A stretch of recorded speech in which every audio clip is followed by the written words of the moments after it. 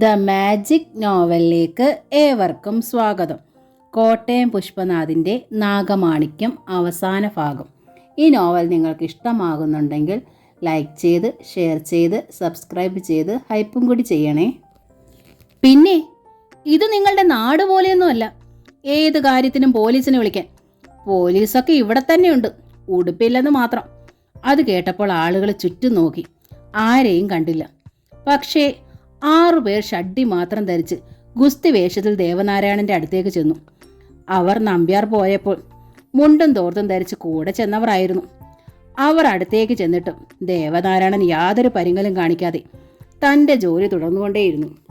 ദേ മാഷേ, അവിടെ നിർത്ത്, ഇല്ലെങ്കിൽ ഞങ്ങൾ വെറുതെ ഇരിക്കില്ല, ഒരാൾ പറഞ്ഞു. ഇരിക്കണ്ട, നിന്നാ മതി, മാഷ് പറഞ്ഞു. അത് കേട്ട് ആളുകൾ ശ്വാസം അടക്കി നിന്നുപോയി. കാരണം അവിടെ ഷഡ്ഡി മാത്രം ഇട്ട് നിൽക്കുന്നവരെ എല്ലാവർക്കും അറിയാം.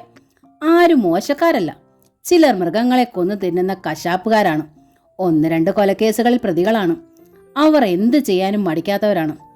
ഇട്ടിട്ട് പോ മാഷേ, ഇല്ലെങ്കിൽ പാട്ട് പാടാനൊക്കില്ല.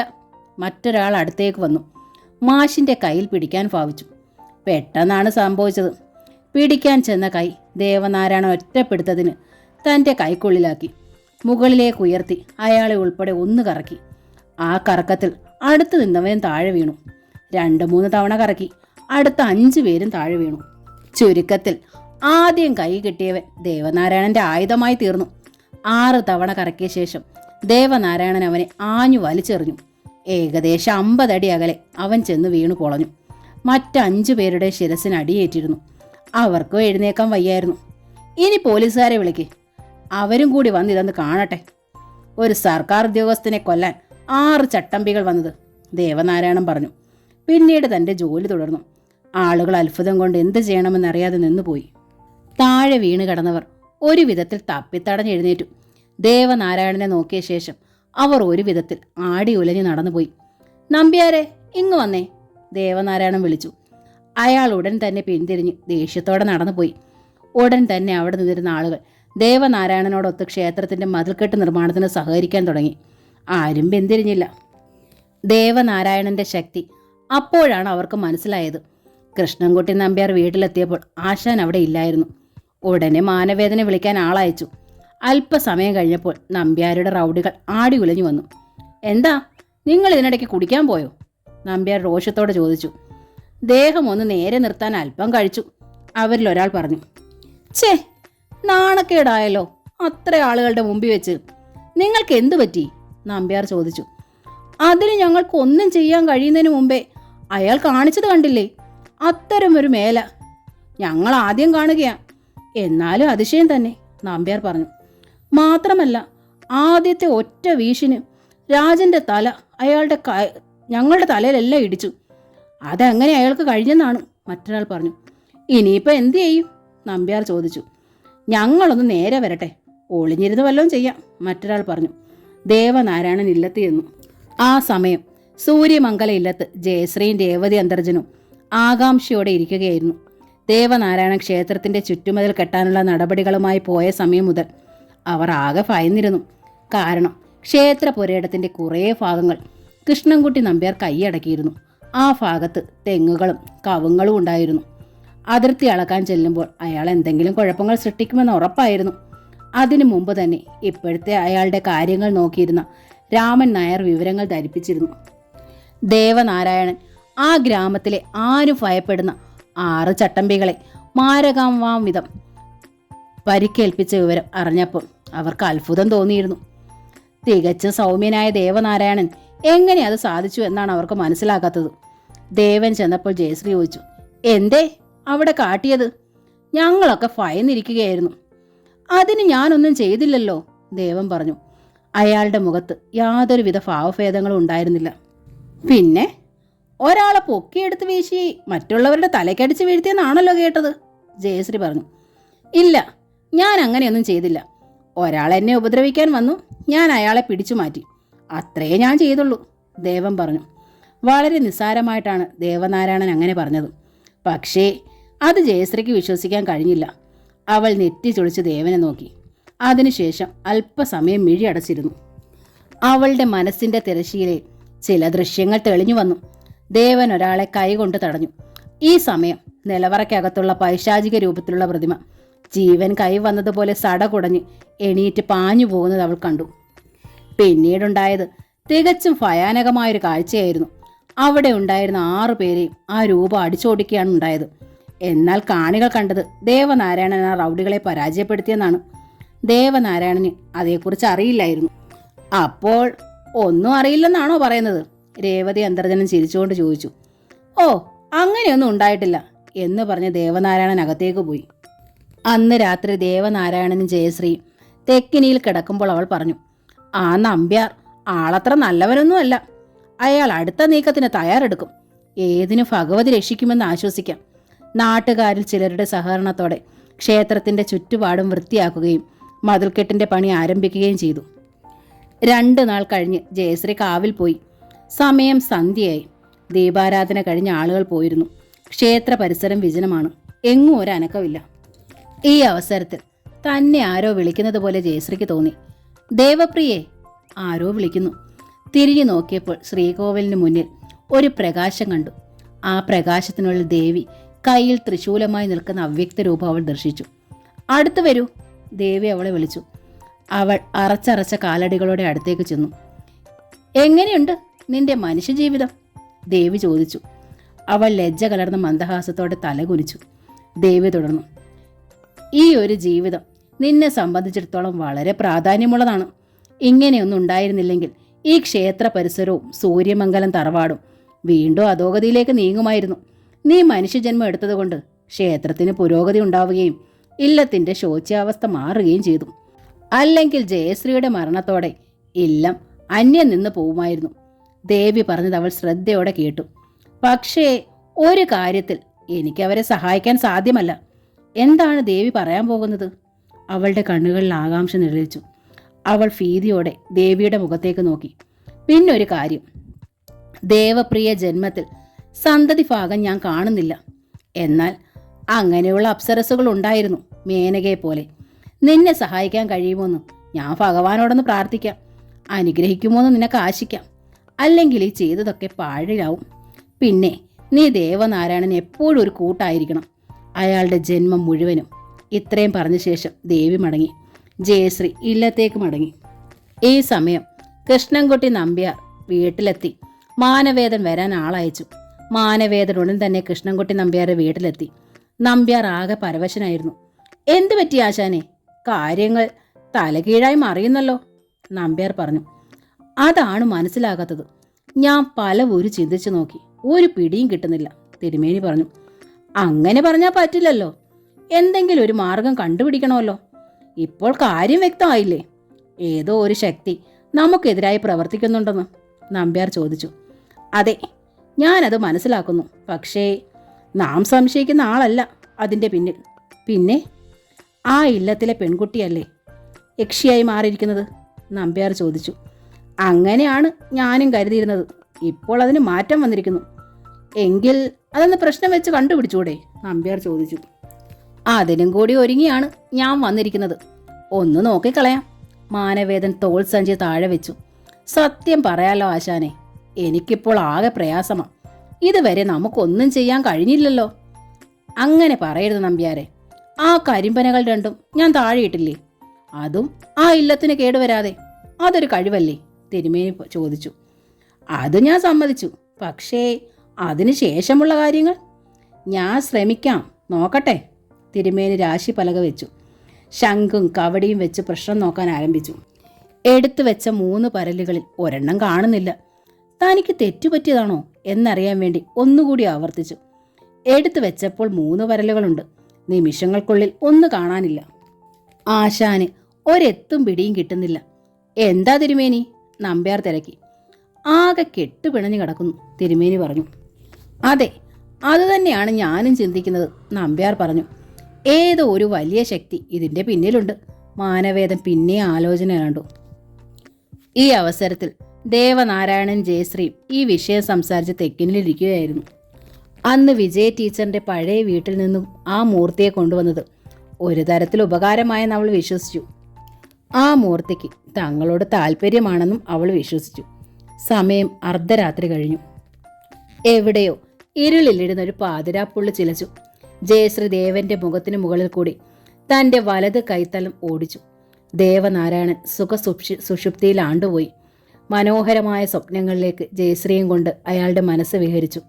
ഈ സമയം ജയശ്രീ പതുക്കെ കിടക്കയിൽ നിന്ന് എണീറ്റ് പുറത്തേക്ക് വന്നു. അവളുടെ ലക്ഷ്യം കാവിലേക്കായിരുന്നു. അന്ന് അമാവാസിയായിരുന്നു. ദേവി നീരാടൻ ക്ഷേത്രത്തിന് തെക്കുവശത്തുള്ള കുളത്തിലേക്ക് പോവുക പതിവാണ്. കൂടെ യക്ഷികളും ഗന്ധർവ കന്യകളും കാണുകയും ചെയ്യും. അവൾക്കിപ്പോൾ നിരോധനമാണെങ്കിലും അതിൽ മറിഞ്ഞിരുന്നെങ്കിലും പങ്കുകൊള്ളുക അവളെ സംബന്ധിച്ചിടത്തോളം ആവശ്യമായി തോന്നി. ക്ഷേത്രത്തിൻ്റെ പടിക്കെട്ടുകൾ ചവിട്ടി മുകളിലെത്തിയപ്പോൾ ആൽ ചുവട്ടിൽ ആരോ നിൽക്കുന്നതായി അവൾക്ക് തോന്നി. ഇരുളിൽ ആഭരണങ്ങളുടെ തിളക്കം അവൾ കണ്ടു. ആരാത്? അവൾ ചോദിച്ചു. ഇങ്ങടുത്ത് വരൂ, അപ്പോൾ അറിയാം. ഒരു പുരുഷ സ്വരം കേട്ടു. അവൾ പതുക്കെ നടന്നടുത്തിയെന്നു. അവൾ കണ്ടത് ഒരു മനുഷ്യനെ ആയിരുന്നില്ല, പകരം ഒരു ഗന്ധർവൻ നിൽക്കുന്നതായാണ് അവൾ കണ്ടത്. പിന്തിരിയാൻ ഭാവിച്ചപ്പോൾ അയാൾ അവളെ തടഞ്ഞു. ദേവപ്രിയല്ലേ, അവിടെ നിൽക്കൂ, ആ രൂപം പറഞ്ഞു. ഇല്ല, എനിക്ക് പോകണം. അവൾ മുന്നോട്ട് നടന്ന് ആലിൻ്റെ നിഴലുകൾക്കപ്പുറത്തേക്ക് നടന്നു. നക്ഷത്രങ്ങളുടെ പ്രകാശത്തിൽ പെട്ടെന്ന് തൻ്റെ മുന്നിലേക്ക് വന്ന ഗന്ധർവനെ അവൾ കണ്ടു. നിനക്ക് എന്നെ മനസ്സിലായില്ലേ? ഗന്ധർവൻ ചോദിച്ചു. ഇല്ല, ഞാൻ അറിയില്ല, അവൾ പറഞ്ഞു. ഞാനാണ് വൈശാഖൻ എന്ന ഗന്ധർവൻ. ജന്മാന്തരങ്ങൾക്ക് മുമ്പ് നിന്നെ ഞാൻ ഇവിടെ വെച്ച് കണ്ടിട്ടുണ്ട്. അന്ന് ഈ ക്ഷേത്രത്തിൽ മനുഷ്യപൂജകൾ ഉണ്ടായിരുന്നില്ല. പകരം ദേവീ ദേവന്മാരും യക്ഷകിന്നര ഗന്ധർവാദികളും പൂജ നടത്തുകയും ദേവിയുടെ മുന്നിൽ നൃത്തമാടുകയും ചെയ്തിരുന്നു.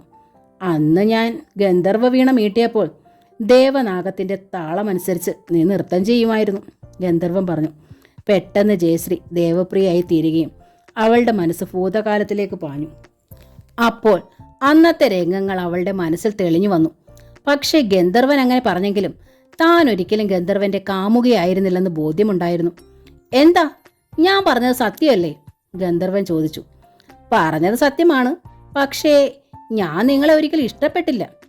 ദേവിയുടെ ഒരു പരിചാരിക മാത്രമായിരുന്നു ഞാൻ. ഇപ്പോഴുള്ള എൻ്റെ ഈ ജന്മവും ദേവിയുടെ ആവശ്യപ്രകാരമാണ്. ഞാൻ വന്നത് എൻ്റെ പഴയ അഭിലാഷം പൂർത്തീകരിക്കാനാണ്. കാലങ്ങളായി ഒരു മാന്ത്രികനാൽ ബന്ധപ്പെട്ട് ആ ഇല്ലത്തിൻ്റെ ചുവരിനുള്ളിൽ കഴിയുമ്പോഴാണ് നീ വന്ന് എന്നെ രക്ഷിച്ചുകൊണ്ട് പോകുന്നത്. നീ വന്നില്ലായിരുന്നെങ്കിൽ ഇപ്പോഴും ഞാൻ ആ ചുവരിനുള്ളിൽ തന്നെ ആയേനെ. അപ്പോൾ ഞാൻ അവിടെ നിന്ന് രക്ഷിച്ചതാണോ തെറ്റ്? ദേവപ്രിയ ചോദിച്ചു. എന്ന് ഞാൻ പറയുന്നില്ല, ഗന്ധർവൻ പറഞ്ഞു. ഇപ്പോൾ ഒന്നും തന്നെ ഞാൻ പറയുന്നില്ല, ഞാൻ പോട്ടെ. അവൾ പെട്ടെന്ന് വെട്ടിത്തിരിഞ്ഞ് കുളക്കടവിലേക്ക് ഓടി. ഗന്ധർവൻ അങ്ങോട്ട് ചെല്ലുകയില്ലെന്ന് അവൾക്ക് ഉറപ്പുണ്ടായിരുന്നു. രാത്രിയുടെ 3-ാം യാമത്തിൽ ദേവി ശ്രീകോവിലിനുള്ളിലേക്ക് കണ്ടു നിന്ന ശേഷം അവൾ അതിവേഗം ഇല്ലത്തേക്ക് മടങ്ങി. ദേവനാരായണൻ നിദ്രയിലാണ്ടു. അവൾ കൈത്തലം മുഖത്തിന് നേരെ വീശി സ്വപ്നത്തിൻ്റെ ആഴങ്ങളിൽ നിന്നും അയാളെ ഉണർത്തി. എന്താ, സ്വപ്നം കണ്ട് ഉറങ്ങുകയാണോ? അവൾ ചോദിച്ചു. സ്വപ്നമല്ല, യാഥാർത്ഥ്യമായിട്ടാണ് എനിക്ക് തോന്നിയത്. എന്താണ് കണ്ടത്? അവൾ തിരക്കി. കാവിലെ ആൽച്ചുവട്ടിൽ ദേവപ്രിയ അതിമനോഹരമായൊരു ഗന്ധർവനുമായി സംസാരിച്ചുകൊണ്ട് നിൽക്കുന്നത് ഞാൻ കണ്ടു. എൻ്റെ സങ്കല്പങ്ങളിൽ മാത്രം കാണാറുള്ള ഒരു ഗന്ധർവനെ പോലെ ആയിരുന്നു അയാൾ. അത് കേട്ടപ്പോൾ ദേവപ്രിയയുടെ ഉള്ളിൽ ചലനങ്ങളുണ്ടായി. വളരെ വിചിത്രമായ രീതിയാണ് ആ സ്വപ്നം ദേവനാരായണൻ അനുഭവപ്പെട്ടതെന്ന് അവൾക്ക് തോന്നി. ഒരു പക്ഷേ അതും ആ ഗന്ധർവന്റെ വിദ്യ ആയിരിക്കുമോ? അവൾ ചിന്തിച്ചു. ആ ഗന്ധർവൻ അതീവ സുന്ദരനായിരുന്നു, ദേവനാരായണൻ പറഞ്ഞു. സ്വപ്നത്തിൽ കാണുന്നവരെല്ലാം ഒന്നുകിൽ സുന്ദരന്മാരും അല്ലെങ്കിൽ പൈശാചിക രൂപമുള്ളവരും ആയിരിക്കും. ജയശ്രീ ചിരിച്ചുകൊണ്ട് അയാളെ നോക്കി. അങ്ങനെയല്ല, ആ സ്വപ്നം യാഥാർത്ഥ്യം പോലിരുന്നു. ചിലപ്പോൾ അങ്ങനെയാണ്. ഇനി ഞാനൊന്ന് ചോദിച്ചോട്ടെ, എന്നെക്കുറിച്ച് എന്തു തോന്നുന്നു? അവൾ അയാളുടെ കവിളിൽ തലോടിക്കൊണ്ട് ചോദിച്ചു. എനിക്ക് ജയശ്രീയെക്കുറിച്ച് യാതൊരു സംശയമൊന്നുമില്ല. എങ്കിലും ചിലപ്പോൾ നീ ഒരു ദേവാംഗനെ പോലെയാണ്, അയാൾ പറഞ്ഞു. എനിക്ക് മനസ്സിലായില്ല. അവൾ വീണ്ടും അയാളെ തലോടി. അസാധാരണ ശക്തി ഉള്ളതുപോലെ തോന്നിപ്പോന്നു. ഓഹോ, അങ്ങനെയാണോ? ഇനി ഞാൻ സാധാരണ സ്ത്രീകളെ പോലെ പെരുമാറാം, അതുപോലെ? ഈ പറഞ്ഞതിൻ്റെ അർത്ഥം? അയാൾ തിരക്കി. ഞാൻ വെറുതെ പറഞ്ഞതല്ലയോ. ഉറങ്ങും. വല്ലാത്ത ക്ഷീണമുണ്ട്. സ്വപ്നം വല്ലാതെ വിഷമിപ്പിച്ചിട്ടുണ്ട്. ഞാൻ ഒരു ഗന്ധർവൻ്റെയും കൂടെ പോകുന്നില്ല, ഇവിടെ തന്നെ ഉണ്ടാകും, അവൾ ഉറപ്പ് കൊടുത്തു. എങ്കിലും അയാൾക്ക് വിശ്വാസം വന്നില്ല. കാരണം അയാൾ കണ്ട സ്വപ്നം അത്രമാത്രം അയാളെ സ്വാധീനിച്ചു കളഞ്ഞു. അന്ന് സ്കൂളിൽ ചെന്നപ്പോൾ വിജയമ്മ ടീച്ചർ പ്രതിമയെക്കുറിച്ച് വെറുതെ സംസാരിച്ചു. അതെവിടെ കൊണ്ടുപോയി വെച്ചു? അവർ തിരക്കി. ജയശ്രീയാണ് അത് സൂക്ഷിച്ചു വെച്ചിരിക്കുന്നത്. നിലവറയിലായിരിക്കും, അയാൾ പറഞ്ഞു. അവർ സംസാരിക്കുമ്പോൾ സ്റ്റാഫ് റൂമിൽ മറ്റാരും തന്നെ ഉണ്ടായിരുന്നില്ല. വിജയമ്മ ടീച്ചർ ചുറ്റും നോക്കി. പിന്നെ ഞാൻ പറയുന്നത് വളരെ രഹസ്യമായി സൂക്ഷിക്കേണ്ട ഒരു കാര്യമാണ്. അവർ ചുറ്റും കണ്ണോടിച്ച ശേഷം പതുക്കെ പറഞ്ഞു. എന്താ കാര്യം? അത്രമാത്രം രഹസ്യ സ്വഭാവമുള്ളത്? ദേവൻ ചോദിച്ചു. എൻ്റെ വീട്ടിൽ നിന്ന് കൊണ്ടുപോയ ആ പ്രതിമയെക്കുറിച്ചാണ്. ഇന്നലെ അവിടെ ഒരു സന്യാസി വന്നായിരുന്നു. ആദ്യമായിട്ടാണ് ഞാൻ അയാളെ കാണുന്നത്. അയാൾ ആകെ കൂടി ഒന്ന് പരതി നോക്കിയ ശേഷം പറഞ്ഞു, ഇവിടെ എന്തോ നഷ്ടപ്പെട്ടിട്ടുണ്ടെന്ന്. എന്നിട്ട് ദേവനാരായണനിൽ ആകാംക്ഷ വളർന്നു. ഞാൻ ചോദിച്ചു എന്താണെന്ന്. അപ്പോൾ അയാൾ ആ പ്രതിമയെക്കുറിച്ച് തന്നെ സംസാരിച്ചു. ആ പ്രതിമ ഒരു ഗന്ധർവനാണെന്നും സന്ദർഭവശാൽ ഒരു മാന്ത്രികൻ ആ ഗന്ധർവനെ ബന്ധിച്ച് ഇവിടെ നിന്ന് കൊണ്ടുവച്ചതാണെന്നും പറഞ്ഞു. ഞാൻ അത്ഭുതപ്പെട്ടു പോയി. അത്രയും കേട്ടപ്പോൾ തന്നെ ദേവൻ ആകെ വിഷമിച്ചു. ആ ഗന്ധർവൻ തന്നെയാണല്ലോ തൻ്റെ വീട്ടിലിരിക്കുന്നതെന്നും അയാൾ തന്നെയാണ് ജയശ്രീയുമായി സംസാരിച്ചതെന്നും ചിന്തിച്ചപ്പോൾ അയാൾ ആകെ വിഷമത്തിലായി. മാത്രമോ? വിജയമ്മ തുടർന്നു. ആ ഗന്ധർവൻ ഒരു ദുർദേവതയാണെന്നും അയാൾ ദേവാംശമുള്ള ആളല്ലെന്നും അയാൾ പറഞ്ഞു. അത് കേട്ടപ്പോൾ ഞാൻ ആകെ പരിഭ്രമിച്ചു. കാരണം അത് നിങ്ങളുടെ ഇല്ലത്താണല്ലോ ഇരിക്കുന്നത്. അതവിടെ ഇരുന്നാൽ കൂടുതൽ പ്രശ്നമാകുമല്ലോ. ഇനിയിപ്പോൾ എന്താ ചെയ്യുക? ദേവനാരായണൻ ചോദിച്ചു. എങ്ങനെയെങ്കിലും അത് അവിടുന്ന് നീക്കണം, ഇല്ലെങ്കിൽ ആപത്താണ്, വിജയമ്മ പറഞ്ഞു. വൈകുന്നേരം ക്ലാസ് കഴിഞ്ഞ് ദേവനാരായണൻ ഇല്ലത്തെത്തി. അയാളുടെ മനസ്സ് നിറയെ വിജയമ്മ പറഞ്ഞ കാര്യമായിരുന്നു. ഇനിയിപ്പോൾ എന്ത് ചെയ്യും? അയാൾ ആകെ വിഷമത്തിൽ വരാന്തയിലിരുന്നു. എന്താ ആലോചിക്കുന്നത്? ജയശ്രീ അകത്തളത്തിൽ നിന്നുകൊണ്ട് ചോദിച്ചു. ഓ, ഒന്നുമില്ല, അയാൾ പറഞ്ഞു. അല്ല, ഞാൻ പറയാം. ദേവൻ ഇപ്പോഴും ആ സ്വപ്നത്തെക്കുറിച്ച് ചിന്തിക്കുകയാണല്ലേ? അല്ല, അത് ഞാൻ അപ്പോൾ തന്നെ മറന്നു. പിന്നെ ഞാൻ ആ പ്രതിമയെക്കുറിച്ച് ചിന്തിക്കുകയാണ്. ഇന്ന് സ്കൂളിൽ വിജയമ്മ ടീച്ചർ അതേക്കുറിച്ച് സംസാരിച്ചു. എന്താണ് പറഞ്ഞത്? ജയശ്രീ തിരക്കി. ആ പ്രതിമ അപകടകാരിയാണെന്നാണ് അവർ പറഞ്ഞത്. ഒരു ബന്ധനത്തിലാണ് അവരുടെ വീട്ടിൽ അത് കഴിഞ്ഞത്. ഇപ്പോൾ സ്വതന്ത്രമായിരിക്കുകയാണ്. പേടിക്കണം എന്നാണ് അവർ സൂചിപ്പിച്ചത്. ഓഹോ, അങ്ങനെയാണോ? ജയശ്രീയുടെ മുഖത്ത് വിവിധ ഭാവങ്ങൾ പ്രത്യക്ഷപ്പെട്ടു. അതിനിപ്പോൾ എന്താ ചെയ്യുക? ദേവൻ ചോദിച്ചു. ഞാൻ ആലോചിച്ചിട്ട് പറയാം. ഏതിനും ഇങ്ങോട്ട് കൊണ്ടുവന്നു പോയില്ലേ? അത് കേട്ടപ്പോൾ കൂടുതൽ സംശയമായി. അന്ന് രാത്രി ആഹാരം കഴിഞ്ഞ് ദേവനാരായണനും ജയശ്രീയും തെക്കിനിയിൽ കിടക്കുകയായിരുന്നു. പിന്നെ ഞാനൊരു കാര്യം പറഞ്ഞാൽ ചെയ്യാമോ? അവൾ അയാളുടെ നഗ്നമായ കഴുത്തിൽ വിരലോടിച്ചുകൊണ്ട് ചോദിച്ചു. അതെന്താ അങ്ങനെ? ജയശ്രീ എന്തു പറഞ്ഞാലും ഞാൻ കേൾക്കില്ലേ? അതെനിക്കറിയാം, പക്ഷേ ഇതൊരു ബുദ്ധിമുട്ടുള്ള കാര്യമാണ്. അതെന്താ അത്ര പ്രയാസമുള്ളത്? ദേവൻ തിരക്കി. അതെ, പ്രയാസമുള്ളതാണ്. അല്പം ധൈര്യവും വേണം. പറയൂ, കേൾക്കട്ടെ. ദേവൻ അവളെ ചുറ്റിപ്പിടിച്ച് തന്നിലേക്ക് അടുപ്പിച്ചു. എങ്കിൽ കേട്ടോളൂ. ആ സമയം മച്ചിൽ എന്തോ ഒരു ശബ്ദം കേട്ടു. നേരിയ ശബ്ദം. ജയശ്രീ മുകളിലേക്ക് നോക്കി. തിരി മങ്ങിക്കത്തുന്ന തൂക്കുവിളക്കിലെ പ്രകാശത്തിൽ മച്ചിൽ പതിഞ്ഞിരിക്കുന്ന ഒരു ഗൗളിയുടെ തിളങ്ങുന്ന 2 കണ്ണുകൾ അവൾ കണ്ടു. അത് തന്നെ ശ്രദ്ധിക്കുകയാണെന്ന് അവൾക്ക് മനസ്സിലായി. ആഹാ, നീ ഇവിടെ ഇരിക്കുകയാണോ? ജയശ്രീ ചോദിച്ചു. അതിനുശേഷം അവൾ വിളക്കിലെ തിരി ചൂണ്ടുവിരൽ നീട്ടി. അപ്പോൾ ജ്വാലയിൽ നിന്ന് ഒരു സ്ഫുടലിംഗം മുകളിലേക്ക് വിടർന്ന് പോങ്ങി ഗൗളിയുടെ അടുത്തെത്തി. അവൾ വിളക്കിൽ നിന്ന് ഒരഗ്നി മുകളിലേക്ക് അയച്ച നിമിഷം മച്ചിന് മുകളിൽ അതിഭയങ്കരമായൊരു നിലവിളി കേട്ടു. അത് സാധാരണ പോലെയുള്ള കരച്ചിലായിരുന്നില്ല, തികച്ചും പൈശാചികമായിരുന്നു. എന്താണത്? ദേവനാരായണൻ ചോദിച്ചു. ഒരു ഗൗളി ചിലച്ചതാണ്, ജയശ്രീ പറഞ്ഞു. ഇങ്ങനെയാണോ ഗൗളി ചിലയ്ക്കുന്നത്? വല്ലാത്ത വേദന തോന്നി കാണും. ജയശ്രീ ചിരിച്ചുകൊണ്ട് മുകളിലേക്ക് നോക്കി. അപ്പോൾ ഗൗളി എങ്ങും കാണാൻ കഴിയില്ലായിരുന്നു. ഞാനിതാ വരുന്നു. അവൾ എണീറ്റുപോയി. ഇല്ലത്തിന് പിന്നിലുള്ള തൊഴുത്തിൽ അവൾ ചെന്നു. അവിടെ ചെമ്പകം കിടക്കുന്നു. അവൾ ആകെ പരിക്ഷീണിതയാണ്. നിനക്കെന്തു പറ്റി? ജയശ്രീ ചോദിച്ചു. എന്നോട് ക്ഷമിക്കണം, അവൾ പറഞ്ഞു. നീ എണീക്കൂ, എന്നിട്ട് പറയൂ. എനിക്ക് വയ്യ, എൻ്റെ ശരീരം ആകെ പൊള്ളലേറ്റിരിക്കുകയാണ്, അവൾ കരഞ്ഞുകൊണ്ട് പറഞ്ഞു. ഓ, തീ വീണതായിരിക്കും.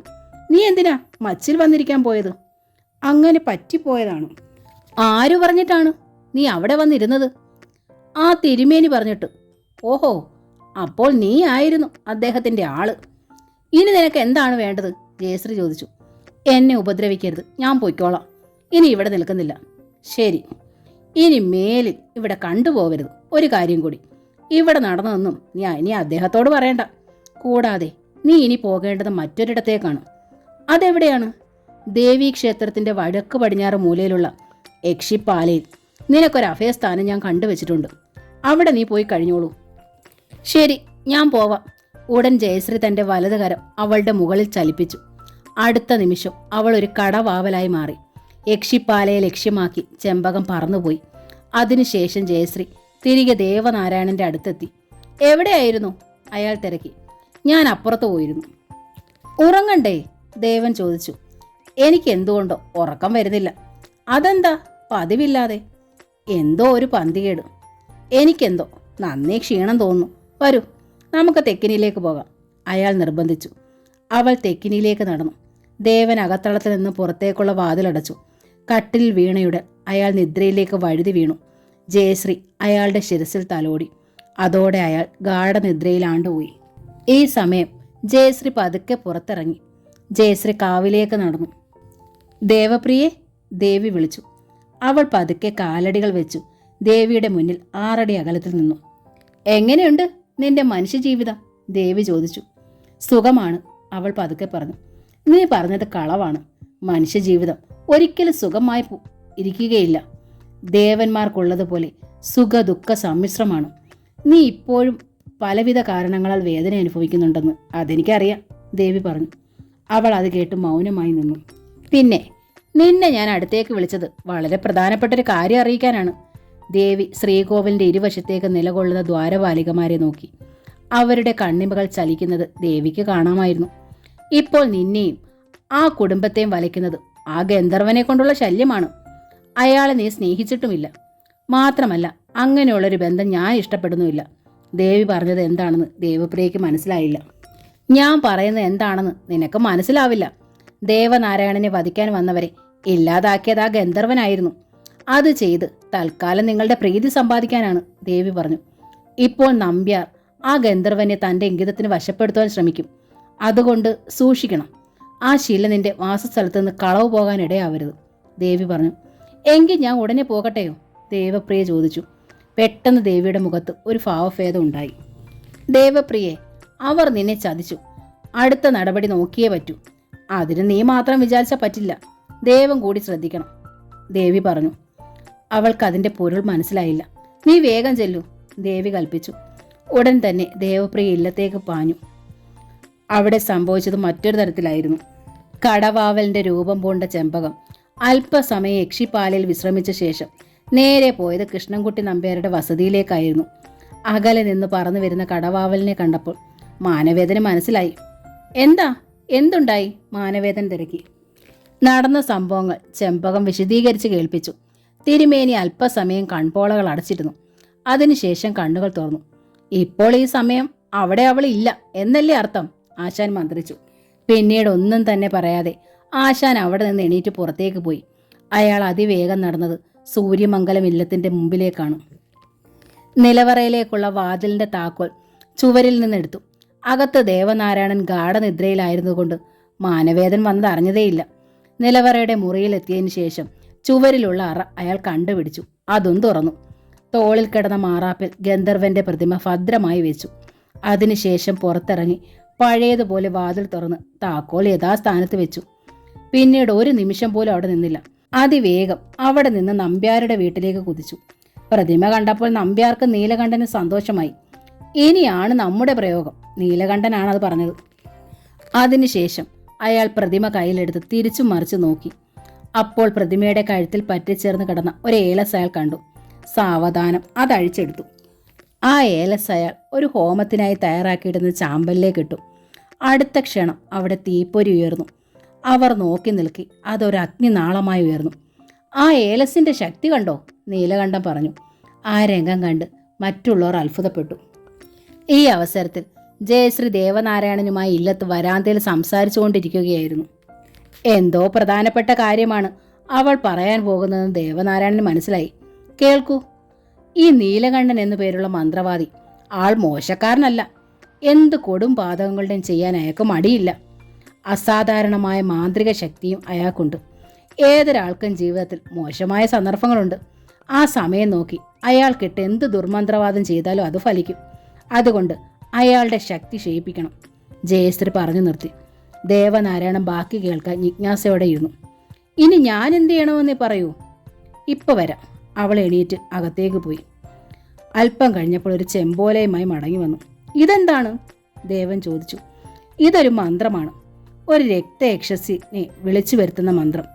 ഇത് ദേവൻ ചുടുകാട്ടിൽ അർദ്ധരാത്രിയിൽ ഇരുന്ന് ചെല്ലണം. അപ്പോൾ സുന്ദരിയായ ഒരു സ്ത്രീ അടുത്ത് വരും. അവൾ പലതരത്തിൽ ദേവനെ വശപ്പെടുത്താൻ ശ്രമിക്കും. പക്ഷേ വഴങ്ങരുത്. അവളുടെ ഇഷ്ടത്തിന് വഴിപ്പെട്ടാൽ പിന്നെ തിരിച്ചു വരാൻ കഴിയില്ല. അയ്യോ, അത് എനിക്ക് ചെയ്യാൻ കഴിയുമോ? ദേവനാരായണൻ ഭീതിയോടെ ചോദിച്ചു. തീർച്ചയായും കഴിയും. അതിനുള്ള ധൈര്യമൊക്കെ എൻ്റെ ദേവനുണ്ട്. ഇനി അല്പം ഭയമുണ്ടെങ്കിൽ ഇത്. അവൾ ചെമ്പോല ദേവന്റെ കയ്യിൽ കൊടുത്ത ശേഷം വലത് കൈത്തല നിവർത്തി. അതിനുള്ളിലൊരു ഏലസും മഞ്ഞച്ചരടും ഉണ്ടായിരുന്നു. ഈ ഏലസ് ദാ, കൈ ഇങ്ങോട്ട് നീട്ടും, അവൾ പറഞ്ഞു. ദേവൻ വലത് കരം നീട്ടി. ജയശ്രീ ദേവനാരായണന്റെ കയ്യിൽ ഏലസ് കെട്ടിക്കൊടുത്തു. ഇതൊരു രക്ഷാമന്ത്രം കൂടിയാണ്. അവൾ കയറിയൊന്നും പിടിക്കില്ല. അത് കയ്യിൽ വന്നപ്പോൾ ദേവനാരായണന് പ്രത്യേക ശക്തി ലഭിച്ചു. ശരി, ഞാൻ പോകാം, അയാൾ സമ്മതിച്ചു. അന്ന് രാത്രി പാതിരാപ്പുള്ളി ചലച്ചപ്പോൾ ദേവനാരായണൻ ഇല്ലത്തുനിന്ന് ഇറങ്ങി ചുടുകാടിന് നേർക്ക് നടന്നു. കൈവശം 3 ബാറ്ററിയുടെ ഒരു ടോർച്ച് കരുതിയിരുന്നു. കൂടാതെ തീപ്പെട്ടിയും ഒരു കുത്തുവിളക്കും, അതിൽ എണ്ണ നനച്ച തിരിയും, അല്പം എണ്ണ മുക്കിയ തുണിയും. ചുടുകാട് അടുക്കാറായി. കാട്ടുവൃക്ഷങ്ങൾ വളർന്നു നിൽക്കുന്ന കൂരുകൾ ഒളിഞ്ഞിരുന്ന 1 ഏക്കർ സ്ഥലമാണ്. പഴക്കമുള്ളൊരു ശ്മശാനം. പകൽ സമയം പോലും ആളുകൾ ആ വഴി പോവാറില്ല. ദേവനാരായണൻ ചെല്ലുമ്പോൾ ആരുടെയൊക്കെയോ ഒരു ചിതയും എരിയുന്നുണ്ട്. ടോർച്ച് തെളിച്ച് ഒറ്റയടി പാതയിലൂടെ നടന്ന് ഒരു കാഞ്ഞിര വൃക്ഷത്തിന്റെ ചെവിട്ടിലിരുന്നു. വെറുതെ കാഞ്ഞിരത്തിൽ ലൈറ്റ് തെളിച്ചൊന്ന് പരിശോധിച്ചു. കുറേ ആണികൾ അതിൽ അടിച്ചു കയറ്റിയിട്ടുണ്ടായിരുന്നു. ആണികൾ എന്താണെന്ന് ദേവന് മനസ്സിലായി. അവിടെ ഇരുന്ന് കുത്തുവിളക്ക് നാട്ടി നിർത്തി. ആ വെളിച്ചത്തിൽ ചെമ്പോല എടുത്ത് അതിലെ മന്ത്രാക്ഷരങ്ങൾ ഒഴിവിടാൻ തുടങ്ങി. മന്ത്രം തീർന്ന ഉടൻ എന്തോ ശിരസിൽ വീണതുപോലെ തോന്നി. തപ്പിയെടുത്ത് പരിശോധിച്ചപ്പോൾ ഒരാണി. അത് നോക്കിക്കൊണ്ടിരുന്നപ്പോൾ മുന്നിൽ കുറ്റിച്ചെടികൾ ചലിക്കുന്നത് കണ്ടു. ആ ചലനം അടുത്തു വന്നു. അപ്പോൾ അതിസുന്ദരിയായ ഒരു സ്ത്രീയെ കുത്തുവിളക്കിലെ ജ്വാലയിൽ കണ്ടു. ആരാ? അവൾ ചോദിച്ചു. ദേവനാരായണൻ. അവൾ അല്പം കൂടി അടുത്തേക്ക് ചെന്നു. ദേവനാരായണനെ അവൾ ആപാത ചൂടം നോക്കി. സുന്ദരനും ആരോഗ്യവാനും ആണല്ലോ, അവൾ പറഞ്ഞു. അതിനൊന്നും കുഴപ്പമില്ല. നിനക്കെന്നെ പ്രാപിക്കാനും കഴിയും. പക്ഷേ അതിനു മുമ്പ് നീ എൻ്റെ ഒരു ആഗ്രഹം നിറവേറ്റണം, ദേവൻ പറഞ്ഞു. നിങ്ങൾ പറയുന്നത് എന്തും ചെയ്യാം. സത്യം, സത്യം, സത്യം, അവൾ പ്രതിജ്ഞ നടത്തി. എങ്കിൽ നീ കൃഷ്ണൻകുട്ടി നമ്പ്യാരുടെ വീട്ടിലെ ചാവടിയിൽ നീലകണ്ഠൻ എന്നൊരാൾ വിശ്രമിക്കുന്നുണ്ട്. അയാളുടെ ആഗ്രഹം പൂർത്തീകരിക്കണം. അയാളൊരു മാന്ത്രികനാണ്. മന്ത്രം ചെയ്യാൻ അവസരം കൊടുക്കരുത്. അതിനു മുമ്പ് നീ അയാളെ അവശനാക്കണം. അതെന്താ പരസ്പര ബന്ധമില്ലാതെ സംസാരിക്കുന്നത്? നിങ്ങളുടെ ശത്രുവാണോ അയാൾ? അവൾ ചോദിച്ചു. അതെ, അയാളെ പരാജയപ്പെടുത്താനുള്ള വഴി ഇതു മാത്രമേ ഉള്ളൂ. പക്ഷേ അയാൾ നിന്നെ കീഴ്പ്പെടുത്തുമോന്നാ എൻ്റെ പേടി, ദേവൻ പറഞ്ഞു. ഞാൻ നോക്കട്ടെ, ഇപ്പം തന്നെ. അവൾ ഉടൻ തന്നെ അങ്ങോട്ട് യാത്രയായി. നിമിഷത്തിൽ അവൾ നമ്പ്യാരുടെ ചാവടിയുടെ മുന്നിലെത്തി. നീലകണ്ഠൻ അടുത്ത നാൾ നടത്താനിരുന്ന മഹാഹോമത്തെക്കുറിച്ച് ചിന്തിച്ചു കിടക്കുകയായിരുന്നു. ഈ സമയം വാതിലിൽ ചലങ്കുകളുടെ ശബ്ദം കേട്ടു. ആരാണ്? അയാൾ ചോദിച്ചു. വാതിൽ തുറക്കൂ, മനോഹരമായ ശബ്ദം. നീലകണ്ഠൻ വാതിൽ തുറന്നു. അവൾ അകത്ത് പ്രവേശിച്ചു. ആ തൂക്കുവിളക്കിന്റെ തിരി ഉയർത്തു, അവൾ പറഞ്ഞു. അയാൾ അനുസരിച്ചു. അതീവ സുന്ദരിയായൊരു സ്ത്രീ. എന്താ, ഞാൻ എങ്ങനെയുണ്ട്? അവൾ ചോദിച്ചു. ഈ സമയം അവളുടെ ശരീരത്തിലെ വസ്ത്രങ്ങൾ മേഘശകലങ്ങൾ പോലെ വഴുതി മാറി. അവൾ മുന്നോട്ട് വന്നു. നീലകണ്ഠന്റെ തോളിൽ പിടിച്ചു. ഒരു നിമിഷം അയാൾ എല്ലാം മറന്നുപോയി. അടുത്ത നാൾ നടത്തേണ്ടുന്ന ഹോമം വരെ. അവൾ അയാളെ കട്ടിലേക്ക് കൂട്ടിക്കൊണ്ടുപോയി. അയാളിരുന്നു. അവൾ അടുത്തിരുന്നു അയാളെ തലോടി. അവളിൽ നിന്ന് കാട്ടുചെമ്പകത്തിന്റെ മണമുതിർന്നു. അവൾ അയാളെ തഴുകി. അവളുടെ നിശ്വാസം അയാളുടെ കഴുത്തിൽ ഇടവിട്ട് പതിഞ്ഞുകൊണ്ടിരുന്നു. നീലകണ്ഠൻ ഇതുവരെ അനുഭവിച്ചിട്ടില്ലാത്ത ആനന്ദ നിർവൃതിയിൽ കിടന്നു പുളഞ്ഞു. ഒടുവിൽ മതി, അയാൾ പറഞ്ഞു. ഞാൻ വരാം. അയാൾ എണീറ്റ് പുറത്തേക്ക് പോയി. അവസാനം നീലകണ്ഠൻ പരിക്ഷീണിതനായി. എന്നാൽ കാമാഗ്നിയിൽ ജ്വലിച്ച രക്ഷസ് അയാളെ വിട്ടില്ല. ഒടുവിൽ നീലകണ്ഠൻ ഒരു ജീവചവമായി തീർന്നു. അടുത്ത നാൾ രാവിലെ നീലകണ്ഠൻ ഒരു വിധത്തിൽ എണീറ്റ് കുളത്തിൽ പോയി കുളിച്ചു. ഭക്ഷണം കഴിഞ്ഞാൽ മാനവേദനെ വിളിപ്പിച്ചു. ഇന്ന് ഹോമം നടത്താൻ പറ്റില്ല, പകരം നമുക്ക് മറ്റൊരു കൃത്യം ചെയ്യാം, നീലകണ്ഠൻ പറഞ്ഞു. എന്താണ്? പറഞ്ഞാലും. മാനവേദൻ കേൾക്കാൻ തയ്യാറായി. ഇന്ന് രാത്രി ഇവിടെ ഇരിക്കുന്ന ഗന്ധർവനെ ആ മാഷിനെതിരായി തിരിച്ചു വിടണം. അയാളെ വകവരുത്തിയാൽ ആ പെൺകുട്ടിയെ സ്വന്തമാക്കാമെന്ന് ധരിപ്പിക്കണം. നമ്മുടെ ജോലി തീർന്നു. എന്താ അങ്ങനെ തോന്നാൻ കാരണം? ആശാൻ തിരക്കി. പറയാം. എനിക്കൊരു തോന്നലുണ്ടായി. ആ പെണ്ണ് സാധാരണ പെണ്ണല്ല. അവളിൽ ഒരു രക്ഷസ് കുടികൊള്ളുന്നുണ്ട്. അവളെ ഗന്ധർവൻ മോഹിക്കുന്നുണ്ട്. അതുകൊണ്ട് ഗന്ധർവ ഹോമം നടത്തി അയാളെ അങ്ങോട്ട് അയച്ചാൽ മതി. നീലകണ്ഠൻ പറഞ്ഞു. എങ്കിലങ്ങനെ. ഒരു വെടിക്ക് 2 പക്ഷി, മാനവേദം പറഞ്ഞു. അതെ, അത് തന്നെ, നീലകണ്ഠൻ മറുപടി പറഞ്ഞു. അന്ന് രാത്രി നമ്പ്യാരുടെ ചാവടിയുടെ പിൻവശത്ത് ഒരു പ്രത്യേക ഹോമകുണ്ഡം തയ്യാറായി. നീലകണ്ഠൻ അതിന് മുന്നിലിരുന്നു. ആ വിഗ്രഹം കൊണ്ടുവരൂ, നീലകണ്ഠൻ കൃഷ്ണൻകുട്ടി നായരോട് പറഞ്ഞു. അയാൾ വിഗ്രഹം എടുത്തുകൊണ്ട് വന്നു. അതിനുശേഷം മന്ത്രാക്ഷരങ്ങൾ ഉരുവിടാൻ തുടങ്ങി. അല്പസമയം കഴിഞ്ഞപ്പോൾ ശില പതുക്കെ ചലിക്കാൻ തുടങ്ങി. അത് സാവധാനം വലുതായിക്കൊണ്ടിരുന്നു. ഒടുവിൽ ഒരു സാധാരണ മനുഷ്യന്റെ വലിപ്പത്തിലുള്ള ഒരു രൂപമായി. ഒടുവിൽ ഗന്ധർവനായി മാറി. നിങ്ങളുടെ കാമുകിയായ രക്ഷസ് സൂര്യമംഗല ഇല്ലത്തുള്ളതായി നിങ്ങൾക്കറിയാം. പക്ഷേ അവളെ വീണ്ടെടുക്കണമെങ്കിൽ ആ മാഷിനെ വകവരുത്തണം. അയാൾ ജീവിച്ചിരിക്കുന്ന കാലത്തോളം അവൾ ഭർത്തൃമതിയാണ്. നീലകണ്ഠൻ ഗന്ധർവനെ മനസ്സിലാക്കി. എനിക്ക് അയാളെ കൊല്ലണമെന്നില്ല. അയാൾ തൻ്റെ പാട്ടിന് പോയിക്കോട്ടെ. എനിക്ക് അവളെ മാത്രം മതി, ഗന്ധർവൻ പറഞ്ഞു. അതെങ്ങനെ സാധിക്കും? അയാൾ ജീവനോടിരിക്കുമ്പോൾ, നീലകണ്ഠൻ ചോദിച്ചു. ആ പെൺകുട്ടിയിൽ നിന്ന് അവളെ വിട്ടുകിട്ടിയാൽ മതി, അത്രമാത്രം. അതത്ര എളുപ്പമുള്ള സംഗതിയല്ല. കാരണം അത്യുഗ്ര ശക്തിയുള്ള ദേവിയാണ് അവളെ ആ ശരീരത്തിൽ പ്രവേശിപ്പിച്ചത്. പിന്നെ എന്താ ചെയ്യുക? ഈ ഒരു മാർഗമേ ഉള്ളൂ. ആ മാഷില്ലാതായാൽ പിന്നെ അവൾ വൈധവ്യത്തിലാണ്. പിന്നെ അവൾക്ക് പുറത്തിറങ്ങാൻ വയ്യ, ക്ഷേത്രത്തിൽ പൂജ ചെയ്യാൻ പറ്റില്ല. അപ്പോൾ ആ ശരീരം വിടേണ്ടി വരും. വിധവയായി അവളെ ഒരിക്കലും ആ ശരീരത്തിലിരിക്കാൻ സമ്മതിക്കില്ല. ഒരു സതിയായി അവളും മരിക്കേണ്ടി വരും. എന്ന് വെച്ചാൽ ആ ജഡ നശിപ്പിക്കേണ്ടതായി വരും. നീലകണ്ഠന്റെ അഭിപ്രായം തികച്ചു ശരിയാണെന്ന് ഗന്ധർവന് ബോധ്യപ്പെട്ടു. ഇപ്പോഴാണ് എനിക്ക് കാര്യങ്ങൾ ബോധ്യമായത്. ഞാൻ ആ മാഷിനെ കൊല്ലാൻ ശ്രമിക്കാം, ഗന്ധർവൻ തീരുമാനിച്ചു. അയാൾ അപ്പോൾ തന്നെ സൂര്യമംഗല ഇല്ലത്തേക്ക് തിരിച്ചു. രാത്രിയുടെ 3-ാം യാമത്തിൽ ഗന്ധർവൻ സൂര്യമംഗല ഇല്ലത്തിന്റെ പടിപ്പുരയിലെത്തി. നിമിഷങ്ങൾ കൊണ്ട് അവിടെ നിന്ന ശേഷം അയാൾ ഒരു ഉറുമ്പിന്റെ രൂപം കൈക്കൊണ്ടു. ചുവരിൽ പിടിച്ചു കയറി മുകളിലെത്തിയപ്പോൾ ഒരു പലകയുടെ പഴുത് കണ്ടു. അതിൽ കൂടി അകത്തേക്ക് വലിഞ്ഞു. മുറിക്കുള്ളിൽ നിലവിളക്ക് തിരി താഴ്ന്ന് കത്തുന്നുണ്ട്. മങ്ങിയ വെളിച്ചത്തിൽ ആലിംഗനബന്ധരായി കിടക്കുന്ന ദേവനാരായണനെയും ജയശ്രീയും അയാൾ കണ്ടു. ദേവനാരായണനെ ഇറുകി പിടിച്ചു കിടക്കുന്ന ജയശ്രീയിൽ നിന്നും അയാളെ വിടർത്തിയെടുക്കുക അത്ര എളുപ്പമല്ലെന്ന് ഗന്ധർവന് തോന്നി. കാരണം അവളിൽ ദേവാംശമുണ്ട്. ഗന്ധർവൻ ചുവരിൽ നിന്ന് താഴെ വന്നു. ഇരുളിൽ ദേവന് കാഴ്ചയില്ലെന്ന് ഗന്ധർവനറിയാം. കാരണം അയാൾ മനുഷ്യനാണ്. അതുകൊണ്ട് നിലവിളക്കിലെ തിരികെടുത്താൻ അയാൾ തീരുമാനിച്ചു. പക്ഷേ തനിക്ക് ദീപശിഖയിൽ സ്പർശിക്കാൻ പാടില്ലെന്ന് മനസ്സിലാക്കിയ അയാൾ പതുക്കെ മുകളിലേക്ക് കയറി. മച്ചിലെത്തിയ അയാൾ സമീപത്ത് ശ്രദ്ധിച്ചില്ല. അവിടെ പൊളിഞ്ഞിരിക്കുന്ന ഒരു തടിച്ചീള് കണ്ടു. അത് പതുക്കെ അടർത്തിയെടുത്ത് മുകളിൽ നിന്ന് ദീപശിഖയെ ലക്ഷ്യമാക്കി താഴേക്കിട്ടു. അത് കുറുക്കിക്കൊണ്ടു വിളക്ക് കെട്ടു. ഇപ്പോൾ താൻ സ്വയം രൂപം പ്രാപിച്ചാൽ ദേവനാരായണൻ കാണില്ലെന്ന് ഉറപ്പായി. അയാൾ തൻ്റെ തനി പ്രകൃതി രൂപത്തിലായി. കട്ടിലിൻ്റെ അടുത്ത് ചെന്ന് അയാൾ കാത്തുനിന്നു. ഏതെങ്കിലും ഒരു നിമിഷത്തിൽ ജയശ്രീ ദേവനെ വിടുമെന്ന് നിശ്ചയിച്ചുറപ്പിച്ച് അയാൾ നിന്നു. അടുത്ത നിമിഷം അത് സംഭവിച്ചു. അവൾ ദേവനിൽ നിന്ന് ആലിംഗനം ചെയ്ത കൈ അയച്ച് ഇപ്പുറത്തേക്ക് ചരിഞ്ഞു കിടന്നു. തൻ്റെ ഊഴം വന്നിരിക്കുന്നതായി ഗന്ധർവൻ മനസ്സിലാക്കി. അയാൾ തൻ്റെ ഇടത് കൈ ഉയർത്തി. എന്നിട്ട് ആ കൈയിലേക്ക് നോക്കി മന്ത്രിച്ചു, ഖഡ്ഗം. അടുത്ത നിമിഷം ഇരുതല വായ്ത്തലയുള്ള ഒരു വാൾ അയാളുടെ കയ്യിൽ പ്രത്യക്ഷപ്പെട്ടു. ഗന്ധർവൻ ആ വാൾ ഉയർത്തി ദേവനാരായണനെ ആഞ്ഞുവെട്ടി. ഞൊടിയിടയിൽ ജയശ്രീ ഉണർന്നെണീറ്റു. ആ വെട്ട് തടഞ്ഞു. ഗന്ധർവന്റെ കയ്യിലുണ്ടായിരുന്ന വാൾ ഉരുകി ഉരുകി ഇല്ലാതായിക്കൊണ്ടിരുന്നു. അതിനുശേഷം ആ കൈപ്പത്തി അഴുകിക്കൊണ്ടിരുന്നു. പെട്ടെന്ന് ഗന്ധർവൻ സമനില വീണ്ടെടുത്തു. അയാൾ വലത് കര ഉയർത്തി. അതിലൊരു കുന്തം പ്രത്യക്ഷപ്പെട്ടു. അതുകൊണ്ട് അയാൾ കുത്തി. ജയശ്രീ അതിലും കടന്നു പിടിച്ചു. അത് മെഴുകുപോലെ ഉരുകി അപ്രത്യക്ഷമായി. അടുത്തതായി ആ കൈപ്പത്തി നശിച്ചു.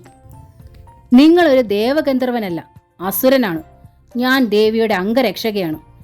ദേവപ്രിയ ദേവിയാണ് എന്നോട് ഈ ശരീരത്തിൽ പ്രവേശിക്കാൻ ആജ്ഞാപിച്ചത്. ഞാൻ അങ്ങനെ ചെയ്തു, ജയശ്രീ പറഞ്ഞു.